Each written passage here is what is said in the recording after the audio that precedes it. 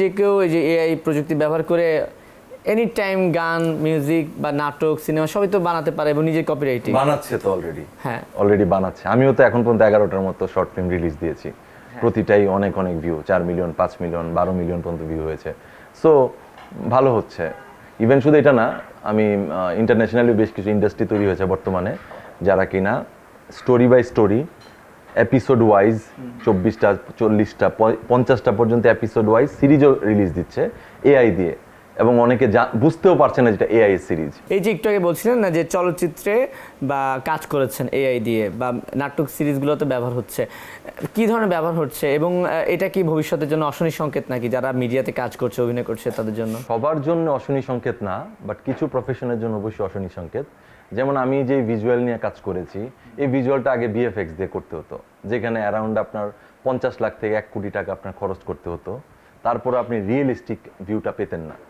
ঠিক আছে, যেমন আমার যে ভিউটা সেটা ছিল, আমার ভিজুয়ালটা দেখানোর দরকার ছিল একটা স্টোরি যেটা কিনা লাইক সেই 1200 খ্রিস্টাব্দের ভিজুয়ালটা, হ্যাঁ, 1200 খ্রিস্টাব্দের একজন রাজার সময়কার কাহিনী দেখানোর দরকার ছিল, যেটা কিনা আপনি বিএফএক্স দিয়ে এত নিখুঁতভাবে করাটা বাংলাদেশের পক্ষে একটু টাফ, এবং এখানে আসলে খরচটাও অনেক বেশি।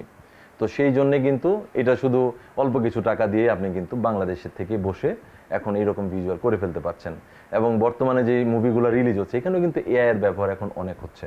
হ্যাঁ, সো টাকা বাঁচানোর জন্যে লাইক হচ্ছে ভিএফএক্সে যারা কাজ করে তাদের ইনকাম এখন কমে যেতে পারে, তাদের কাজ এখন কমে যেতে পারে। এছাড়াও হচ্ছে হলো স্টান্টম্যান যারা থাকে তাদেরও কাজ কমে যেতে পারে, তারা ক্ষতিগ্রস্ত হতে পারে। মিউজিক ইন্ডাস্ট্রিতে যারা আছে তারাও ক্ষতিগ্রস্ত হতে পারে।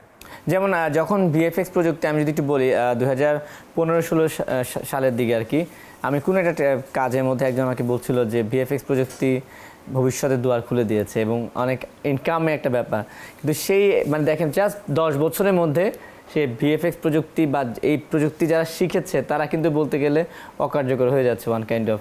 হ্যাঁ, শুধু ভিএফএক্স না, আপনি ধরেন ভিডিও এডিটিং বা মিউজিক এডিটিং, এই সব বিষয়ে এখন কিন্তু আসলে অনেকেই জবলেস হয়ে যাচ্ছে। আপনি যদি দেখেন যে ফ্রিল্যান্সারদের ইনকাম অলরেডি অনেকেরই নাই হয়ে যাচ্ছে। হ্যাঁ, যারা আগে বিশাল অ্যাওয়ার্ড পাওয়া ফ্রিল্যান্সার, ওরাও আস্তে আস্তে কাজ হারিয়ে ফেলতেছে। ঠিক আছে, 10 জনের কাজ এখন একজন করে ফেলতে পারছে। ঠিক আছে, ইভেন একা একটা বিলিয়ন ডলারের কোম্পানিও রেডি করে ফেলেছে ইউএসএতে দেখলাম। সো এটা আসলে মানে সবার ক্ষেত্রেই আসলে একটা ঝামেলা তৈরি হচ্ছে, ভালো রকমের প্রতিটা সেক্টরেই। আচ্ছা, এআই ব্যবহার নিয়ে একটা ব্যাপার আসতে পারে। সম্প্রতি বাংলাদেশের রাজধানীতে ট্রাফিক সিগন্যালিংয়ে আমরা দেখছি যে এআই ক্যামেরা ব্যবহার করা হচ্ছে এবং একটা জরিপে দেখলাম যে 1 মাসে প্রায় 8 কোটি টাকা জরিমানা আদায় করা হয়েছে এআই ক্যামেরা দিয়ে। এবং এই এআই এর ব্যবহার শুরু হবার পর ট্রাফিক সিগন্যালিংয়ে কিন্তু অনেক শৃঙ্খলা ফিরে এসেছে। আমি নিজেও দেখেছি যে এখন সিগন্যাল পড়া মাত্রই মানে গাড়িগুলো দাঁড়িয়ে যায়, সে আর ক্রস করতে চায় না। কিন্তু আমি নিজে যখন দেশের বাইরে গিয়েছি আমি দেখেছি যে অনেক আগে থেকে এই প্রযুক্তি ব্যবহার করা হচ্ছে। তো আপনি আমেরিকায় ছিলেন, তো প্রযুক্তির দিক থেকে তো আসলে আমেরিকা অনেক এগিয়ে, অতুলনীয়, আমাদের কল্পনারও বাইরে। তো ওইখানে আসলে এই ট্রাফিক সিগন্যালিংয়ের বাইরে আর কোন কোন জায়গায় এআই ব্যবহার হচ্ছে, বা বাংলাদেশের এই শৃঙ্খলা আনার জন্য, আমরা তো একটু শৃঙ্খলা মানতে চাই না, এআই এর ব্যবহারটা কোথায় কোথায় করা যায়, সরকারকে কোনো পরামর্শ দেওয়া যায় কিনা? যেমন বিভিন্ন অফিসে নর্মাল এন্ট্রিগুলা সেগুলো এআই দিয়ে করা যেতে পারে, যেগুলো আমাদের রিসেপশনিস্ট রাখতে হতো। কাস্টমার কেয়ারগুলোতে সরকারিভাবে এআই ব্যবহার করতে পারে। যখন হচ্ছিল মানুষ কল দিয়ে বিভিন্ন ইনফরমেশন জানতে চায়, যেমন হচ্ছে আমি লাইক হচ্ছে নামজারি করব ভূমি অফিসে, সো আমি যখন কল দিচ্ছি আমার একজন অফিসারের সাথে কথা বলতে হচ্ছে, সো আমরা এরকম চাইলে এআই দিয়ে অটোমেটিক এরকম ইনফরমেশন রেডি করে দিতে পারবো। যে কল দিবে সে এআইকে বলবে যে আমি তো নামজারি করতে চাচ্ছি, তখন সে বলে দিবে যে নামজারি করার জন্য আপনাকে 1170 টাকা পে করতে হবে, আপনার যত বড় জমিই হোক, এবং আপনাকে এই জায়গায় যেতে হবে, আপনার লোকেশনটা আমাকে বলুন। তখন বলবে যে আমার লোকেশন এই জায়গা, তখন বলবে ঠিক আছে ঢাকার আপনি মিরপুর 12-তে চলে যান, সেখানে আপনি একটা পেয়ে যাবেন, ভূমি অফিস পেয়ে যাবেন। ঠিক আছে, সো এই বিষয়গুলোর জন্য আগে যেমন আমাদের কাস্টমার কেয়ারে লোক রাখতে হতো, এগুলো এখন এআই দিয়ে ইজিলি করা সম্ভব।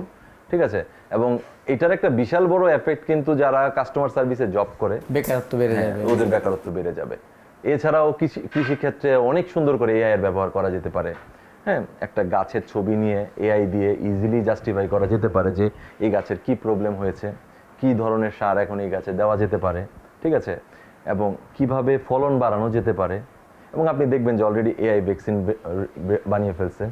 এআই দিয়ে অলরেডি ভ্যাকসিনের সলিউশন যেমন হয়েছে, গণিতের সলিউশনও হয়ে যাচ্ছে, যেগুলো গত 200 বছরে মানুষ করতে পারে না, সেই সলিউশনগুলো এখন এআই দিচ্ছে। সো আসলে প্রতিটা সেক্টরেই চাইলে সরকার এখন এআইকে ব্যবহার করতে পারে।